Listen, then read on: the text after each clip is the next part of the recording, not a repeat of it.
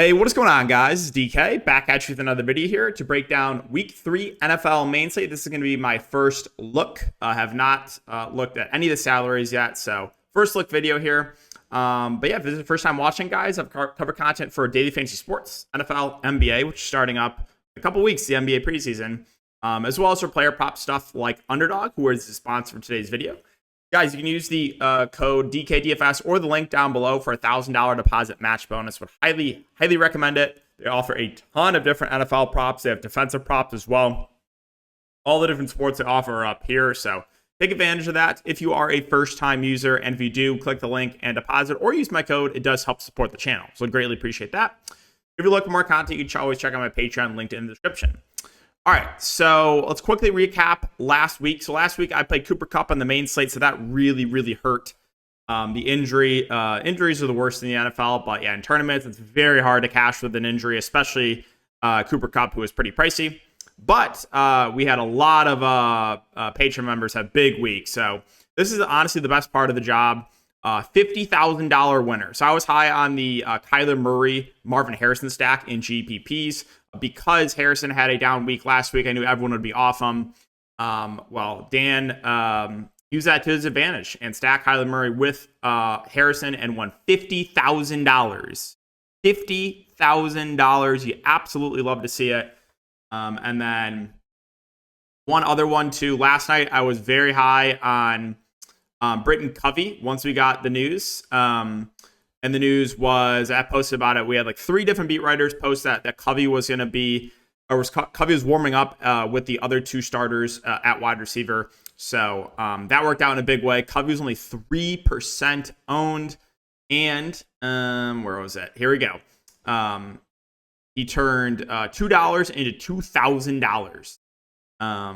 So insane ROI. Had he played the Millie Maker, he would have won $100,000. That was the winning lineup he had. So, like I said, it is, even though I didn't have a winning week because of some injuries, you still love to see it. Again, best part of the job. All right. Quickly going over the odds for this game, for these games, we have, let's see, Bears and Colts 43.5 over under. A lot of low total games this week once again. Broncos and Bucks 39.5. Yuck. Chargers Steelers 35.5 over under, gross. Giants Browns 38.5 over under, gross. Packers Titans 36.5 over under. You got Malik Willis revenge game. Texans Vikings, this one should be a decent one. 46 over under. The Texans are 2.5 point favorites. Eagles and Saints 49.5 over under. The Saints are 2.5 point favorites. Panthers and Raiders 41 over under. Dolphins Seahawks 41 over under. 49ers Rams 43 over under. Lions, Cardinals, once again, Lions on the highest total game of the week, 52.5 over under, Lions 2.5 point favorites, and then Ravens, Cowboys should be another good game here, 48.5 over under, Ravens 1.5 point favorites. All right, so we'll start off the quarterback position. I think any of the top 3 guys look good here with Lamar Jackson, Jalen Hurts, and CJ Stroud. I think if I'm picking between the top end guys, I would lean towards the ones that are a little bit more mobile. That would be Lamar and Hurts. Obviously, you got the tush push with Hurts. We saw it last night. 13 carries, 85 yards. We know Lamar Jackson can be very mobile as well. He had 100-plus yards on the ground in that game 1 against Kansas City. Kyler Murray, sub 7K, someone that I once again like. I liked him last week. I like him again this week.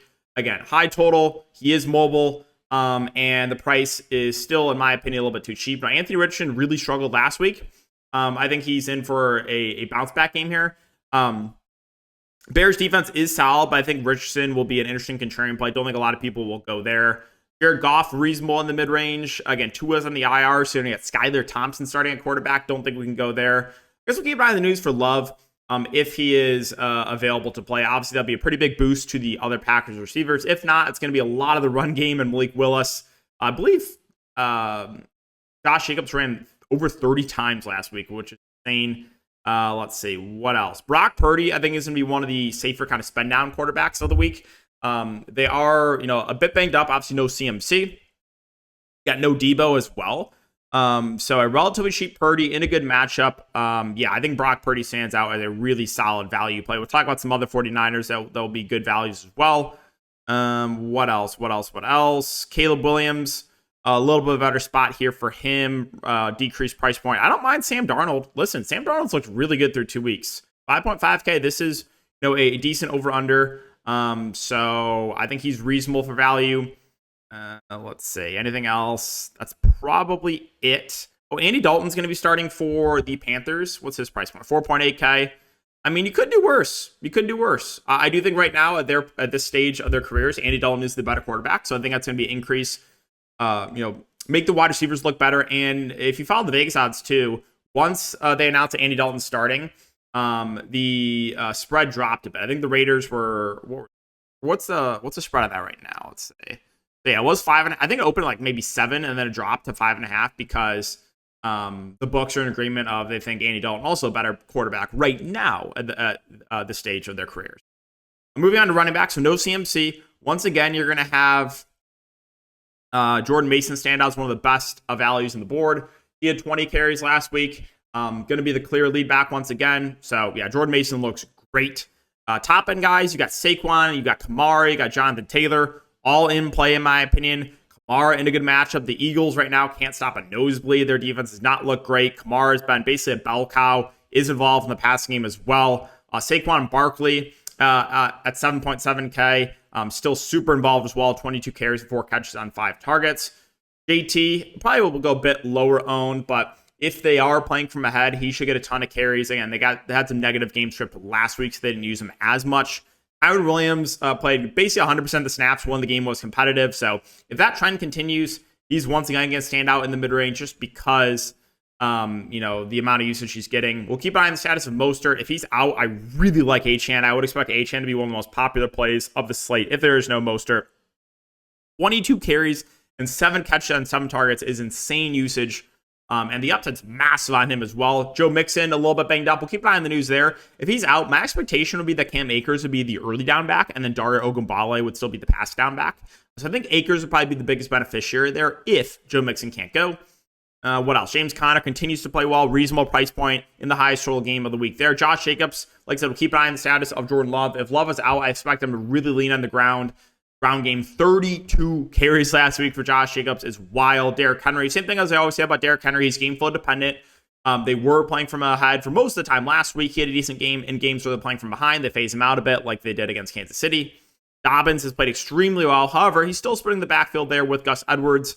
So I don't know if he can continue to be that productive on the amount of touches he's been getting. Ken Walker, we'll keep an eye on the news there. If he's out, Zach Charbonnet played almost 100% of the snaps, even though he didn't do a ton with them. Charbonnet once again be good value if there's no Ken Walker.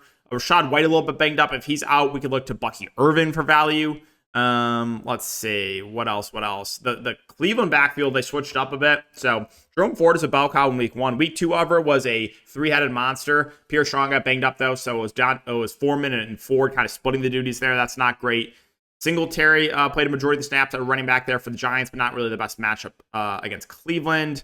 What else? Najee Harris continues to be the lead back there for Pitt. I think Zamir White's kind of an interesting contrarian play. So, has not really done a ton through 2 weeks. However, the coach came out and said he's still the RB1. They want to give him a lot of touches. And this is a game that the Raiders, you would think, would be playing from ahead. So I do think Zamir White's at least interesting. But again, he is not a true bell cow because Madison's going to mix in there too. What else? We mentioned Irving. Okay, I think that's it for running back. Let's move on to wide receiver. A lot of injuries got to keep an eye on, but top end guys, I mean, you got CeeDee Lamb, Justin Jefferson, Tyreek Hill, Amon-Ra, St. Brown, all firmly in play. No issue with any of these guys. Amon-Ra, I mentioned him as a bounce back candidate. Well, he definitely bounced back. 11 catches, 19 targets. 1 second, about to sneeze. Thought it was. Yeah, he bounced back in a big way. Tyreek Hill, 8.4K. Didn't have the best week last week. Not super worried about it, though. Well, I guess I should say this. I didn't think about the Tua thing. So with Tua out, obviously, that is a downside to Tyreek Hill. So I would say Tyreek Hill probably of this group is the riskiest of the bunch. For the reason of just like not saying Skylar Thompson can't get him the ball, but it's definitely a downgrade at quarterback. Justin Jefferson will keep an eye on the injury news there.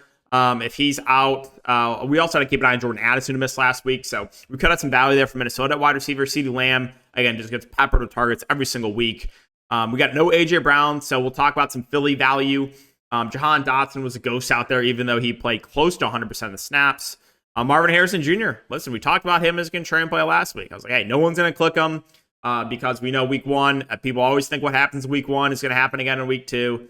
And some guys that, had subpar week 1 performances bounce back in a huge way. Amon-Ra, Marvin Harrison, right? So the ceiling's clearly there for Marvin Harrison Jr. What else? Nico Collins had a big week. I still think, though, Houston has 3 good wide receivers that it's going to be tough to kind of predict who it is going to be on a week-to-week basis. I still think Tank Dell, we'll talk about a bit, is an interesting bounce-back candidate. The usage was still there for him, and he dropped a long touchdown as well, which was very tilting. Deebo Samuel, doubtful, but Brandon Ayuk's going to stand out as a good play. Plus, we're going to have some more value to talk about there. What else? Devonta Smith, with no A.J. Brown, I think stands out as a good option here in the mid-range. 7 catches on 10 targets last night, so Devonta Smith looks really good. Zay Flowers continues to get peppered targets, 10 and 11 targets through 2 weeks. He stands out in the mid-range.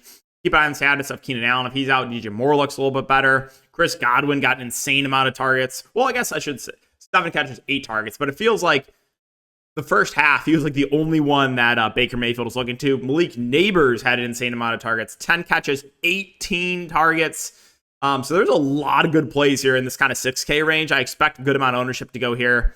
What else? DK Metcalf, another good game. Again, Brandon Ayuk should be popular.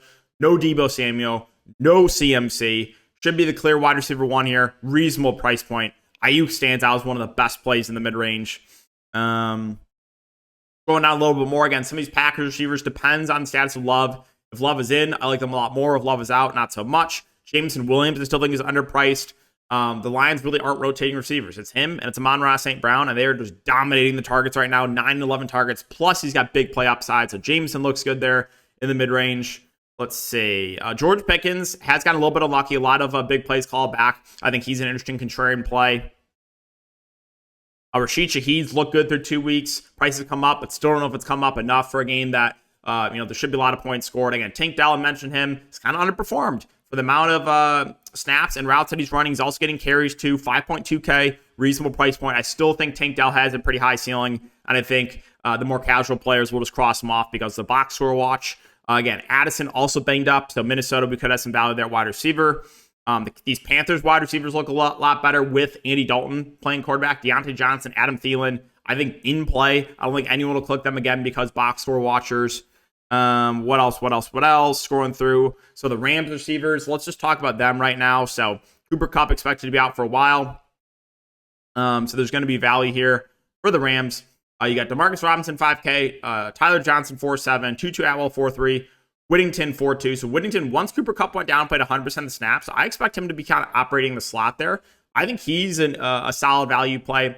And then obviously you got Demarcus Robinson and Tyler Johnson and Tutu Atwell as the other receivers. So definitely some value here for the Rams at wide receiver. Talk through Minnesota. Let's go over there. So keep an eye on Jefferson and Addison. If they're both out, I would expect Naylor and Powell to be the top 2 wide receivers. They would both be good value plays at 4.4 and 3.4K respectively. What else? Philadelphia. So again, A.J. Brown doubtful. Devonta Smith, clear wide receiver 1. Dotson played almost 100% of snaps. We did nothing with them. It was a special teams guy, small wide receiver, Britton Covey, who was very, very active. 6 catches on 6 targets.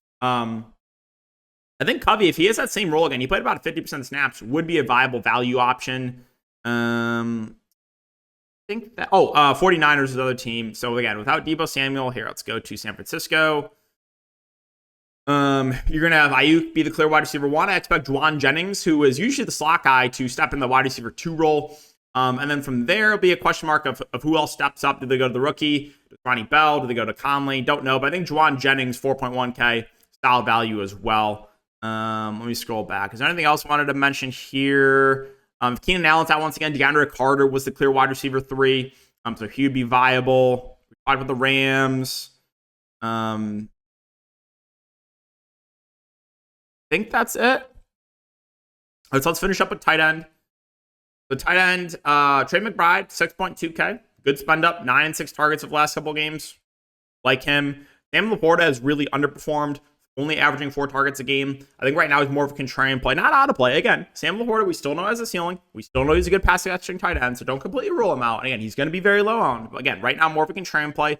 George Kittle, I think, stands out as a good option. I was surprised. He got carted to the locker room, but it was just cramps. Came back, 5 targets week 1, 8 targets last week. Again, no Deebo Samuel and no CMC. George Kittle looks really good. I expect the 49ers stack to be very popular. Brock Bowers had a big week. 8 targets week 1, 9 targets week 2. Been heavily involved.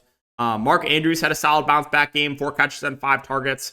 Price continues to drop on him. I think right now I prefer him to Likely. Andrews did run more routes than Likely last week. Dallas Goedert, 4.6K, had a subpar game with AJ Brown out. I would expect him to have a bit of a better game this week. So I like Dallas Goedert. I think he has a bit of a higher ceiling than what he's shown through 2 weeks. Cole Kmet saw a pretty big increase in snaps and routes, 3.9K. Makes him in play for value. What else? Parkinson, again, the Rams are very shorthanded with no Cooper Kupp, no Puka Nacua. So Parkinson played a vast majority of the snaps. He's still in play for value, even though he didn't do much last week. Schumacher had a good week on limited snaps, to be honest, with Jake Ferguson out. But Jake Ferguson is expected back. Let's see. What else? Tucker Kraft, again, if Jordan Love plays, I think Tucker Kraft would be in play for value. He played way more than Musgrave in week 1. I think that's basically it. So, and then, yeah, we're not going to talk about defense now. But, yeah, guys, so that's going to wrap it up for the first look video. As always, if you do enjoy, make sure to like, subscribe, and hit the notification bell. Really appreciate all support. And we'll see you guys all in the next video.